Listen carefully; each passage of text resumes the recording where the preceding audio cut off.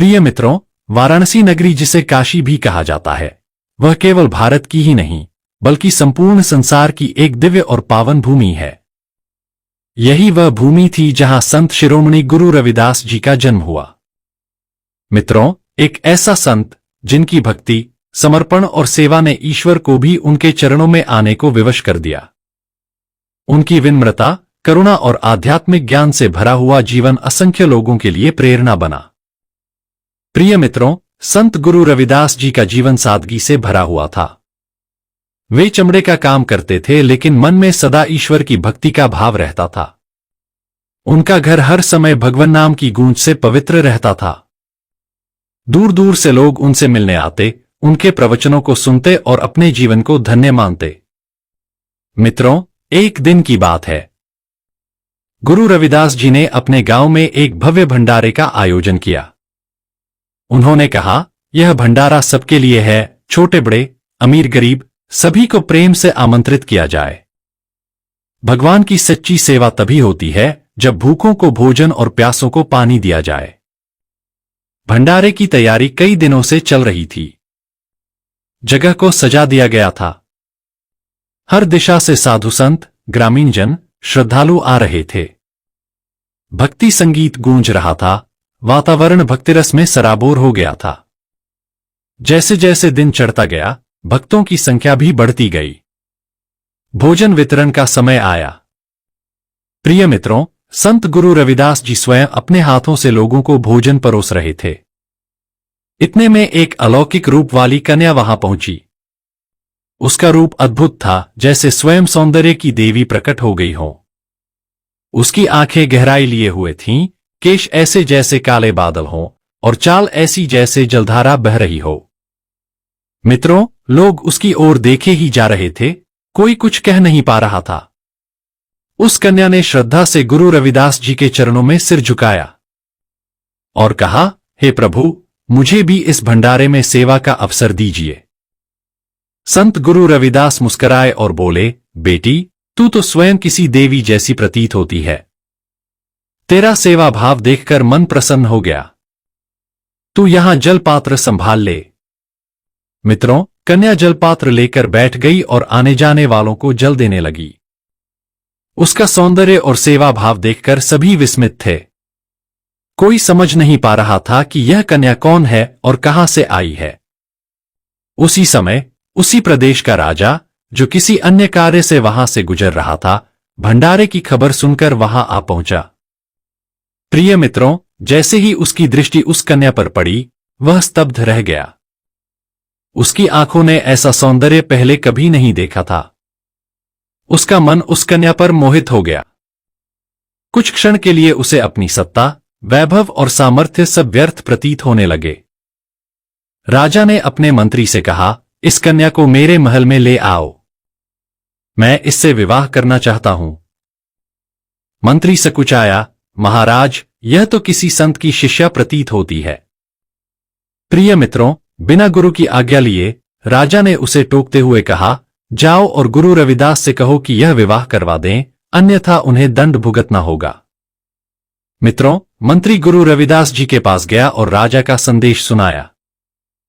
गुरुजी शांत भाव से सुनते रहे, फिर कन्या को बुलाया और संपूर्ण बात कही। कन्या ने मुस्कुराते हुए कहा, गुरुदेव, यह राजा सांसारिक मोह में पड़ा है। वह मेरे रूप से मोहित हुआ है, मेरे भाव से नहीं। ऐसे लोग जब तक चमत्कार न देख लें, तब तक ईश्वर को नहीं मानते।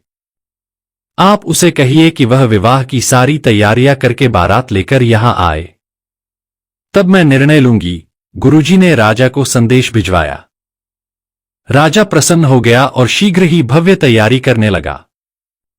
प्रिय मित्रों, राजा ने पूरी भव्यता से बारात सजाई। हाथियों, घोड़ों, रथों से सजी बारात में बैंड बाजे, सेवक, सैनिक और मंत्रीगण भी शामिल थे। जैसे ही बारात गुरु रविदास के द्वार पर पहुंची, गांव में कौतूहल मच गया। मित्रों, लोग सोचने लगे, गुरुजी की कन्या कितनी भाग्यशाली है कि स्वयं राजा उससे विवाह करने आया है। राजा मंडप में पहुंचा। कन्या को बुलाया गया। वह कन्या 16 श्रृंगार करके आई। उसका सौंदर्य देखते ही राजा का हृदय और अधिक व्याकुल हो गया। उसने गुरुजी से कहा, अब कृपा कर वरमाला की विधि संपन्न करें। प्रिय मित्रों, कन्या मुस्कुराई और बोली, राजा, विवाह से पूर्व मैं एक छोटी सी प्रथा निभाना चाहती हूं। मेरे कुल की परंपरा है कि कन्या विवाह से पहले कुंड में जल अर्पण करती है। राजा ने अनुमति दी। कन्या ने जैसे ही कुंड के पास पहुंचकर जल अर्पण करना शुरू किया, वह धीरे धीरे उस जलकुंड में उतरने लगी। प्रिय मित्रों, सभी लोग यह दृश्य देखकर अचंभित हो गए। कुछ ही क्षणों में वह कन्या पूरी तरह से कुंड में समा गई। फिर वहां से जल की तेज धारा फूट पड़ी, इतनी तेज कि उसके वेग में राजा सहित पूरी बारात बहने लगी। लोग जान बचाकर भागने लगे। राजा मदद के लिए चिल्लाने लगा, लेकिन कोई उपाय नहीं था। जल की धारा ने सबको अपनी गिरफ्त में ले लिया। कुछ ही समय में सब शांत हो गया। कुंड के पास केवल गुरु रविदास खड़े थे, शांत, स्थिर और ईश्वरमय भाव से। मित्रों, तभी कुंड से एक दिव्य प्रकाश फूटा। जल की लहरों के बीच से एक तेजस्वी मूर्ति प्रकट हुई। गौरवर्ण, मस्तक पर चंद्र, करों में कमंडल और चरणों से गंगाजल बहता हुआ। स्वयं गंगा माता प्रकट हो गईं। उन्होंने कहा, हे भक्तों, जान लो कि यह कन्या कोई साधारण कन्या नहीं थी। मैं स्वयं गंगा हूं। इस संसार में बहुत लोगों के पाप धोए, लेकिन संत रविदास जैसे भक्त के चरणों को स्पर्श कर मैं स्वयं धन्य हो गई। मैं इनके भक्तों की रक्षा के लिए कन्या रूप में प्रकट हुई। राजा ने मेरे रूप को देखा लेकिन मेरे भाव को न समझा। यही उसका विनाश हुआ। प्रिय मित्रों, गांववासी, मंत्री, सैनिक सभी यह दृश्य देखकर नतमस्तक हो गए।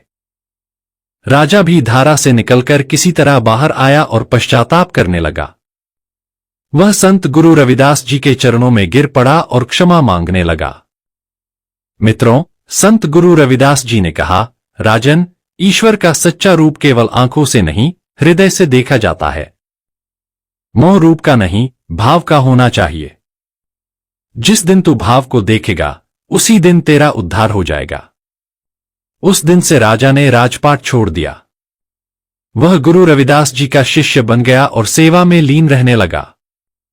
उसने उसी स्थान पर एक भव्य मंदिर और गंगा कुंड बनवाया, जहां आज भी लोग श्रद्धा से स्नान करते हैं और चमत्कार की गाथा सुनते हैं। संत गुरु रविदास जी की कीर्ति दूर दूर तक फैल गई। लोगों ने समझा कि सच्चा धर्म ना जात में है, ना रूप में, ना ही वैभव में, बल्कि केवल भक्ति, सेवा और प्रेम में है। प्रिय मित्रों, इस ज्ञानवर्धक वीडियो को लाइक शेयर जरूर करना। आप सभी का धन्यवाद।